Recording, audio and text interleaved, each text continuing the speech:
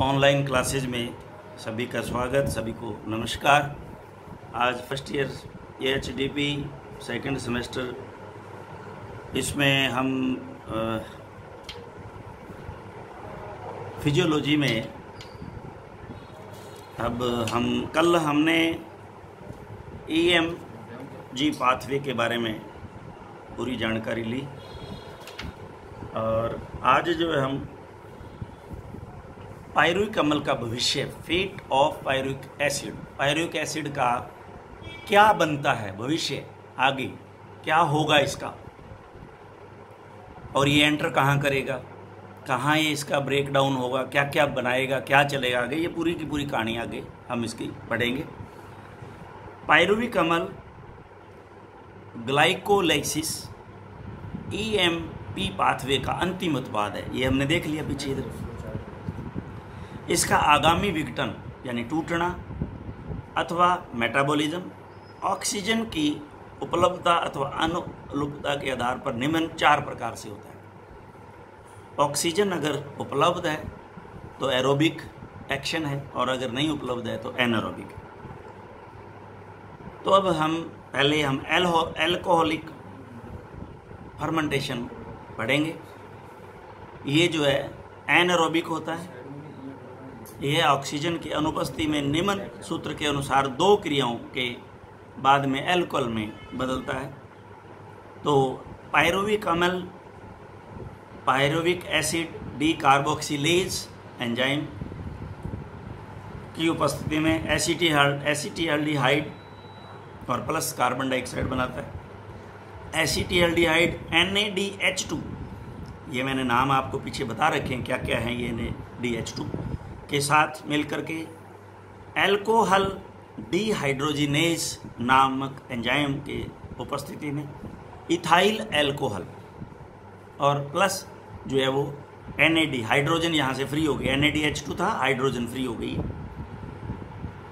ये जो है इसमें बनता है। तो ये इसमें नीचे जो है एक टेबल दिया है, इसमें पाथवे में कितनी जो है हमारे को ATP बनती है। इसमें ग्लूकोलाइसिस में 6, 2, 2 और ये टोटल 10 माइनस जो इसमें से 2 कंजप्शन हो जाती हैं ATP, तो नेट जो है वो यहाँ इसमें 8 ATP ऊर्जा जो है वो कार्य के लिए मिलती है, बॉडी की कार्य के लिए।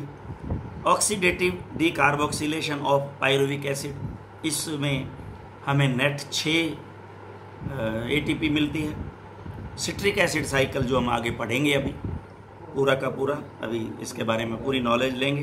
तो इसमें 6, 6, 2, 4 और ये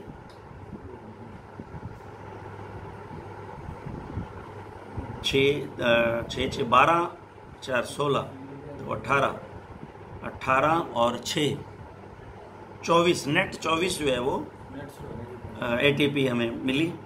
तो टोटल पर molecule of glucose under aerobic condition में 38 जो है वो ATP हमें फॉर्म हुई मिली। टोटल पर molecule of glucose under anaerobic condition में हमें 2 मिली, एरोबिक में 38 और एनारोबिक में 2। तो ये हमने टेबल को देखा। लैक्टिक अम्ल किण्वन, लैक्टिक एसिड फर्मेंटेशन, पहले हमने पढ़ा एल्कोहलिक फर्मेंटेशन, अब हमने पढ़ा लैक्टिक एसिड फर्मेंटेशन। तो ये आप लोगों ने इसको सारे को फर्मेंटेशन को पूरा पढ़ा हुआ है। यह क्रिया भी ऑक्सीजन की अनुपस्थिति में होती है, इसमें यानी कि एनारोबिक है।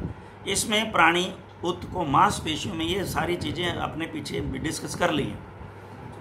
मांसपेशियों में पायरुविक अम्ल लैक्टिक अम्ल डिहाइड्रोजिनेज एंजाइम की उपस्थिति में वह NADH2 की उपस्थिति में लैक्टिक एसिड का निर्माण करता है। तो जो मैंने आपको पहले समझाया कि जब हम एक्सरसाइज करते हैं या दौड़ते हैं तो जो है वो दर्द होना शुरू हो जाता है, कहने लगे हैं कि पिंडलियों में दर्द होने लग गया, तो वो लैक्टिक एसिड इकट्ठा हो गया। अब वो इसमें ग्लूकोज में कैसे बदलेगा, तो ये हम इसमें पायरुविक अम्ल जो है NADH2 की के साथ मिलकर के लैक्टिक एसिड डिहाइड्रोजिनेज जो है एंजाइम की उपस्थिति में लैक्टिक एसिड बनाता है और NAD इसमें रिलीज होता है। NADH2 से हाइड्रोजन रिलीज हो जाएगा, हट जाएगा। इसके बाद में एलेनिन का निर्माण, फॉर्मेशन ऑफ एलेनिन, ये हमने सारे जो है पीछे हमने इनको देखा है, इसके बारे में हमने पढ़ा भी था कि ये चीज़ें जो हम आगे डिस्कस करेंगे इसमें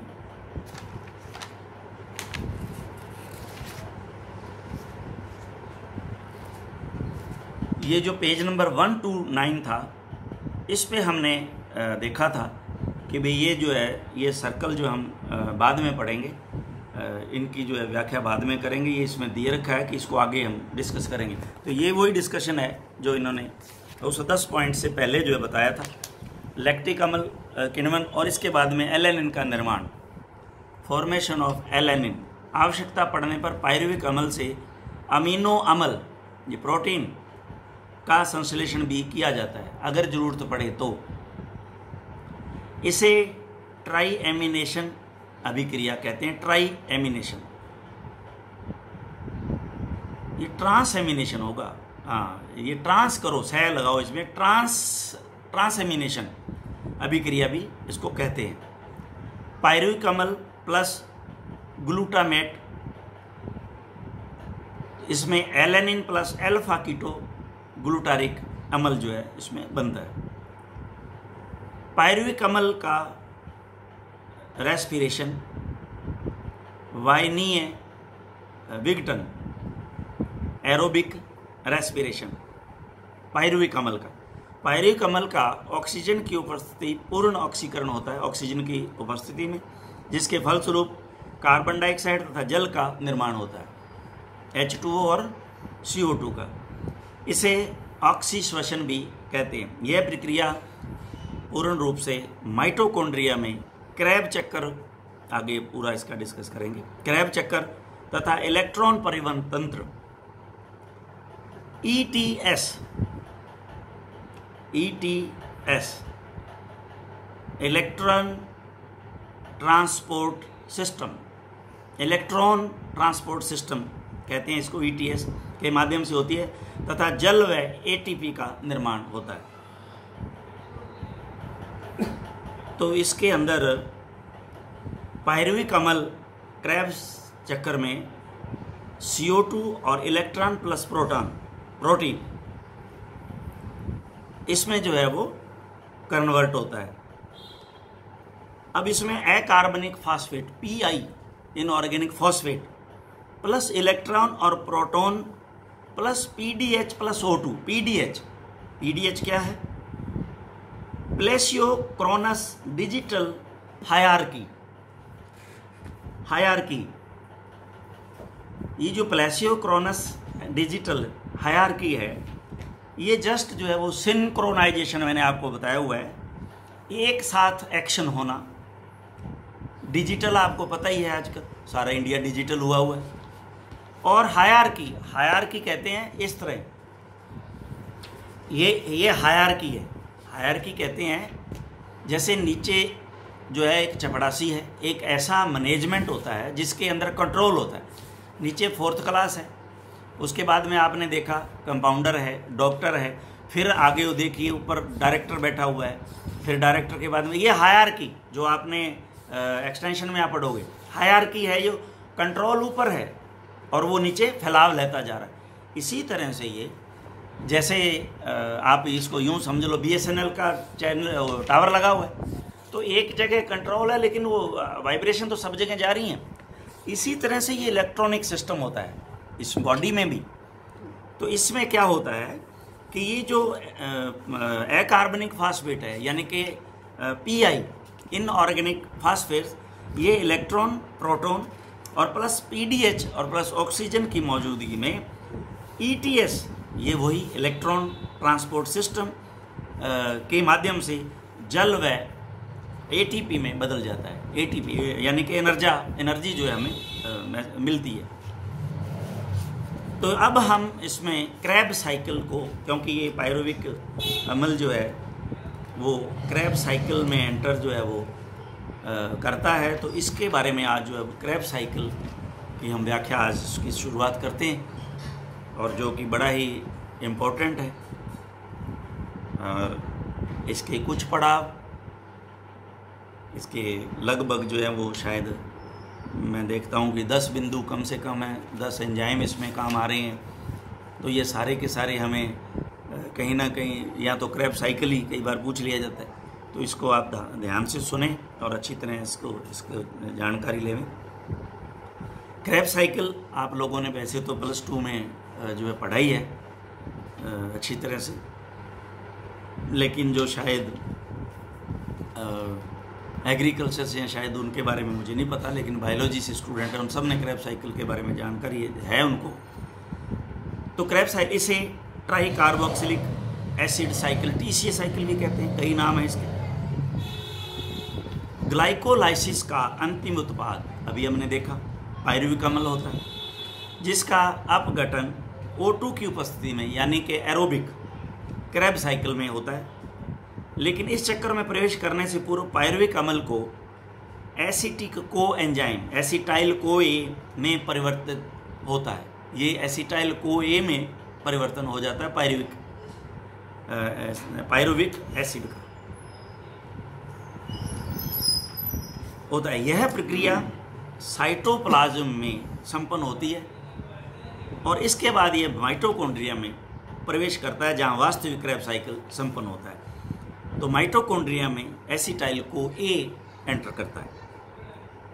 कार्बोहाइड्रेट वसीय अम्ल यानी कि फैटी एसिड, अमीनो एसिड से एसिटाइल CoA बनता है तथा इस चक्कर द्वारा पूर्ण रूप से कार्बन डाइऑक्साइड और H2O पानी में बदल जाता है तथा यहाँ पे हमें 10 ATP एडिनोसिन ट्राइफॉस्फेट 10 ATP ऊर्जा का निर्माण होता है। 10 ATP ऊर्जा हमें मिलती है। तो क्रेब चक्कर जो है उसको सिट्रिक एसिड चक्कर, TCA चक्कर आदि नामों से जाना जाता है। तो 4 नाम है इसमें, किसी भी नाम से पूछ सकते हैं। क्रेब चक्कर को उपरोक्त कई नामों से जाना जाता है। यह एक माइटोकॉन्ड्रिया में होने वाली प्रक्रिया जिससे ऊर्जा प्राप्त होती है। इस प्रक्रिया का सबसे पहले जैव रसायन शास्त्री सर H.A. क्रेब्स ने 1937 में बतलाया था। तो इसी के नाम से क्रेब साइकिल पड़ गया। क्रेब चक्कर का प्रारंभ सिट्रिक अम्ल के बनने से शुरू होता है, इसीलिए इसे सिट्रिक अम्ल चक्कर भी कहते हैं। क्रेब चक्कर को निम्न प्रकार समझाया जा सकता है, इसको जैसे समझें। पायरुविक अम्ल के कार्बन डाइऑक्साइड के वियोजन व पायरुवेट डिहाइड्रोजिनेज एंजाइम की उपस्थिति में सल्फाड्रिल ग्रुप SHOA से एसिटाइल S-CoA का निर्माण करना होता है। यह एसिटाइल CoA एंजाइम का निर्माण फैटी अम्ल के ऑक्सीडेशन से भी बनता है। ऑक्सीजन की उपस्थिति में ऑक्सीडेशन होता है, एक क्रिया। अब इसमें पहला स्टेप जो है, फर्स्ट स्टेप जो है क्रेब साइकिल में, सिट्रिक अम्ल का निर्माण, क्योंकि इसको सिट्रिक साइकिल भी कहते हैं। तो सिट्रिक अम्ल का निर्माण एसिटाइल को क्रेब चक्कर में बनने वाले ऑक्सीलाइएसिटिक एसिड, ऑक्सीलैटिक अम्ल यानी कि से साइट्रेट सिंथेस एंजाइम की उपस्थिति में क्रिया कर जल यानी कि हाइड्रोलाइसिस द्वारा पानी हाइड्रोलाइसिस, जल हाइड्रोलाइसिस पानी वाली ही क्रिया है, द्वारा सिट्रिक अम्ल बनाता है तथा इस क्रिया में CoA पुनः मुक्त हो जाता है। सिस एकोनिटिक अम्ल का निर्माण, अब ये सारे इस तरह से अम्ल बनेंगे एंजाइम की उपस्थितियों में। ये आगे से आगे इनका विघटन होता चला जा रहा है, टूटना और बनना। यही सिट्रिक अम्ल एनोनिटेज एंजाइम की उपस्थिति में जल वियोजन डिहाइड्रेशन से सिस एकोनिटिक अम्ल बनाता है। आइसोसिट्रिक अम्ल का निर्माण, सिस एकोनिटिक अम्ल एकोनिटेज एंजाइम की उपस्थिति में पुनः जल हाइड्रोलाइसिस द्वारा आइसोसिट्रिक अम्ल बनाता है। इसलिए ये इतना पानी पीते हैं, ध्यान रखना। सांस लेना इसलिए ज़रूरी है, ऑक्सीजन भी वहाँ ज़रूरी है, और पानी कितना पीते हैं वो पानी इसलिए, देखिए आप, ये सारा का सारा हाइड्रोलाइसिस में ही होगा, ये सारी प्रक्रिया हाइड्रोलाइसिस से चल रही है, इसलिए पानी जो है ज़रूरी है। ऑक्सैलोसक्सिनिक अम्ल का निर्माण, आइसोसिट्रिक अम्ल, आइसोस्टिक डिहाइड्रोजिनेज एंजाइम की उपस्थिति में ऑक्सीडेशन द्वारा ऑक्सैलोसक्सिनिक एसिड का निर्माण करता है। इस क्रिया में 2 हाइड्रोजन मुक्त होते हैं जो NAD द्वारा ग्रहण कर लिए जाते हैं। अभी हमने पढ़ा ये NAD, इधर आप देखोगे NAD से NADH2 बन जाता है।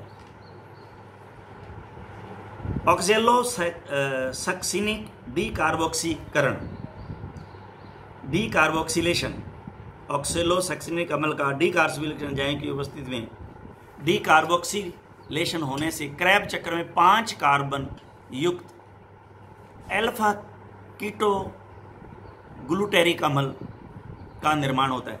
ये जो चक्कर दे रखा है ना 139 पे, एक एक को इस तरह से आप देखते रहना, ये बिल्कुल सर्कल में उसी तरह। ये देखिए सिट्रिक अम्ल से ये सिस एकोनिक अम्ल है, उसके बाद में आइसोसिट्रिक है, ऑक्सैलोसिट्रिक अम्ल है, ये आ गया कीटो ग्लूटो तक हम आ गए हैं, कीटो ग्लूटेरिक अम्ल। ये इसी तरह से ये बने रहे, पूरा चक्कर इस तरह से पूरा का पूरा चलेगा। सक्सिनाइल को एंजाइम का निर्माण, सक्सिनाइल को एंजाइम ए का निर्माण अल्फा कीटो ग्लूटिक अम्ल के ऑक्सीडेशन डीकार्बोक्सिलेशन द्वारा alpha keto glutaric dehydrogenase enzyme की उपस्थिति में 4 कार्बन युक्त सक्सिनाइल को एंजाइम ए जो है का निर्माण होता है। यहाँ पे आप देखोगे इसके साथ साथ कार्बन भी दिए गए हैं कि देखिए सिट्रिक अम्ल जब आप 139 पे देखोगे तो इसमें 6 कार्बन दे रखे हैं आगे सीधे, फिर 6 दे रखे हैं, 6 फिर 6 फिर 5 आगे, इसके बाद में फिर 4 आएंगे, ये 4 आगे। तो ये इसी तरह से इनका वर्णन इधर देखोगे तो ये इसमें पूरा का पूरा एज इट इज दिखा रखा है इन्होंने। सक्सिनिक अम्ल का निर्माण, सक्सिनिक थायोकाइनेज एंजाइम की उपस्थिति में सक्सिनाइल कोए से जल अपघटन डिहाइड्रोजिनेशन द्वारा सक्सिनिक अम्ल का निर्माण होता है। यहाँ कोए पुनः मुक्त हो जाता है तथा GTP के रूप में ऊर्जा मिलती है जो बाद में ATP बनती है। तो GTP क्या है? ग्यूनेनिन ट्राइफॉस्फेट आपको, और ATP में बदल जाती है। ग्यूनेनिन जो है, ग्यूनानिन, ये एडिनोसिन ट्राइफॉस्फेट में बदल जाती है जो कि ग्यूनानिन ट्राइफॉस्फेट होती है। फ्यूमेरिक अम्ल का निर्माण, सक्सिनिक डिहाइड्रोजिनेज एंजाइम की उपस्थिति में सक्सिनाइल कोए में से 2 हाइड्रोजन परमाणु निकल जाते हैं जिससे फ्यूमेरिक अम्ल का निर्माण होता है। यह मुक्त हाइड्रोजन FAD द्वारा ग्रहण कर लिया जाता है। FAD इसको कहते हैं फ्लेविन एडिनिन डाइन्यूक्लियोटाइड, यहाँ इसको रेडॉक्स एक्टिव कोएंजाइम भी इसको नाम से जानते हैं। तो ये FAD द्वारा, इसके द्वारा ये ग्रहण कर लिए जाते हैं।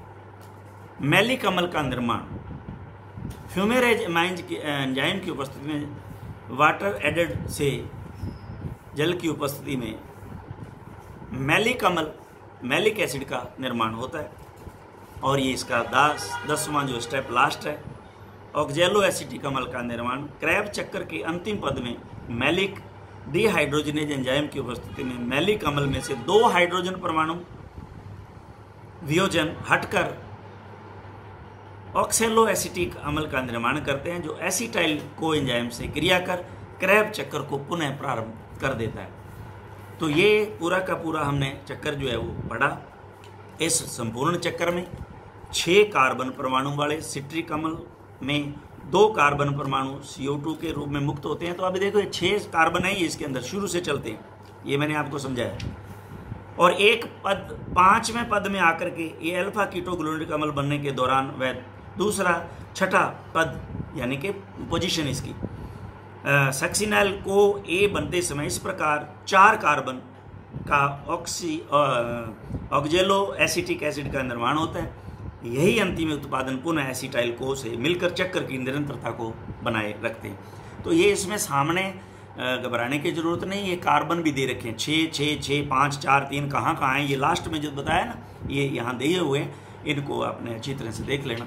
ये आज हमने क्रैब्स साइकिल जो है वो ये इसके बारे में जो पूरा कंप्लीट हमने कर लिया।